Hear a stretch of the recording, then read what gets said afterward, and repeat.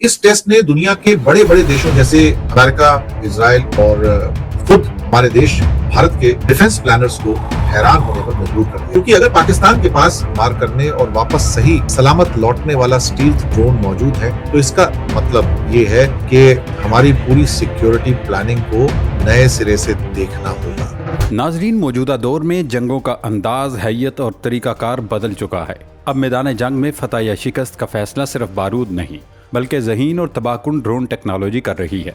मार्का हक के दौरान भी हमने देखा कि जब इंडिया ने रात के अंधेरे में बुज़दिलाना हमला किया और 7 मिसाइल दागे तो उसी रात पाकिस्तानी शाहीनों ने उनके राफेल समेत कई तैयारे मार गिराए। लेकिन अगले रोज़ इंडिया ने इसराइली ड्रोन से पाकिस्तान पर हमला कर दिया। पाकिस्तान आर्मी के जानबाजों ने अवाम के साथ मिलकर उन ड्रोन्स को मार गिराया। लेकिन उस वक्त पाकिस्तान को इस शोबे की अहमियत और अफादियत का एहसास हुआ।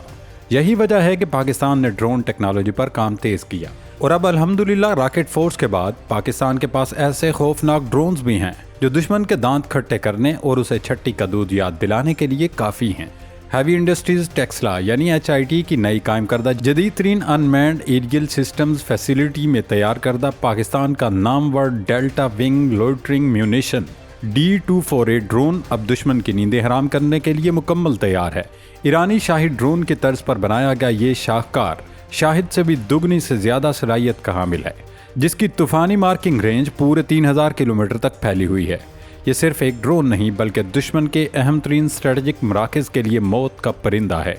जो फ़िज़ा से ही दुश्मन का शिकार करने की सलाहियत रखता है। अगर 3000 किलोमीटर रेंज की इस खौफनाक ताकत का हिसाब लगाया जाए तो भारत का चप्पा चप्पा अब पाक फ़ौज के निशाने और जद पर आ चुका है। अगर इस तबाहकुन ड्रोन को साहली शहर कराची से लॉन्च किया जाए तो ये न सिर्फ भारत का तिजारती दिल मुंबई, गुजरात और पूरा जनूबी हिंद तबाह कर सकता है, बल्कि बहरे हिंद में मौजूद दुश्मन के बहरी बेड़ों और जज़ायर तक को राख का ढेर बना सकता है। और ये सब सिर्फ मिनटों का गेम होगा। अब आप खुद सोचें, अगर हिंदुस्तान मकबूजा कश्मीर की सूरत हाल की आड़ में पाकिस्तान पर दोबारा हमला करने की गलती करता है तो लड़ाका तैयारों से पहले ये मोहलक और तबाहकुन ड्रोन ही पूरी इंडियन एयरफोर्स का निज़ाम धर्म भरम और भारतीय फौज को तितर बितर करने के लिए काफ़ी होंगे। अगर इन ड्रोन्स को डेटा लिंक्स और जदीद नेविगेशन के साथ लाहौर से रवाना किया जाए तो भारत का दारुल हुकूमत नई दिल्ली, राजस्थान की सहराई छावनियाँ और सेंट्रल इंडिया की तमाम अहम दिफाई तनसीबात लम्हों में हदफ बन सकती हैं, जबकि लाइन ऑफ कंट्रोल या मुजफ्फराबाद से फायर किए जाने की सूरत में ये ड्रोन न सिर्फ मकबूजा कश्मीर में दुश्मन के दिफाई हिसार को तार तार करेगा बल्कि भारत के मशरकी हिस्से बशमूल आसाम और मगरबी बंगाल के गहरे स्ट्रेटजिक खित्तों तक पहुंचकर बेमिसाल तबाही मचा सकता है। यानी अब दुश्मन का कोई भी खित्ता, चाहे वो कितना ही दूर या महफूज क्यों न समझा जाता हो, पाकिस्तान के इस नए ड्रोन की जद से बाहर नहीं रही और जल्द ये ड्रोन रॉकेट फोर्स के सुपुर्द कर दिया जाएगा और फिर जंग की सूरत में दुश्मन पर ऐसी ज़रब लगेगी जिसे वो मुद्दतों याद रखेगा। नाजरीन, टेक्नोलॉजी के लिहाज से D428 एक इंतहाई हाई टेक और मोहलक लोइटरिंग म्यूनिशन है जो तवील वक्त तक दुश्मन की फिजा में मुंडलाकर मौका मिलते ही सीधा हदफ से जा टकराता है। ये क्वाडकॉप्टर्स, कामिकाज ड्रोन्स और जदीद गाइडेड सिस्टम्स के साथ मिलकर एक ऐसा इंटीग्रेटेड नेटवर्क बनाता है जो दुश्मन के एयर डिफेंस और रेडार सिस्टम्स को चकमा देने में माहिर है। इसकी कम रेडार क्रॉस सेक्शन यानी स्टेल्थ साख्त, हाई एक्सप्लोसिव वारहेड ले जाने की सलाहियत और शदीद से शदीद इलेक्ट्रॉनिक वारफेयर के माहौल में भी अपने हदफ को टारगेट करने की सलाहियत इस ड्रोन को मौजूदा दौर का सबसे सस्ता मगर मोहलक तरीन हथियार बनाती है। पाकिस्तान ने रॉकेट फोर्स के बाद इस अनमैन्ड एरियल टेक्नोलॉजी में जो तारीखी कदम उठाया है उसने ये साबित कर दिया है कि अब पाक वतन की दिफाई सरहदें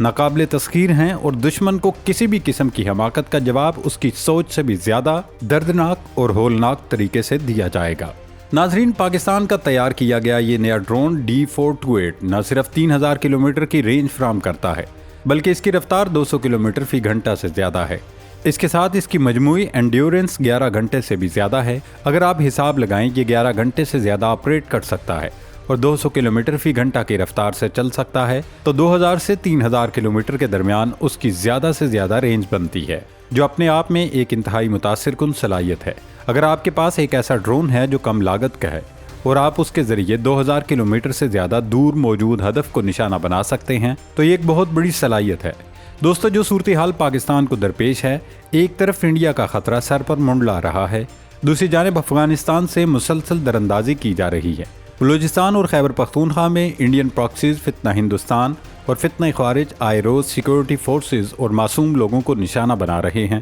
ایسے میں یہ ڈرون سرحدی نگرانی کا فریضہ بھی انجام دے سکتا ہے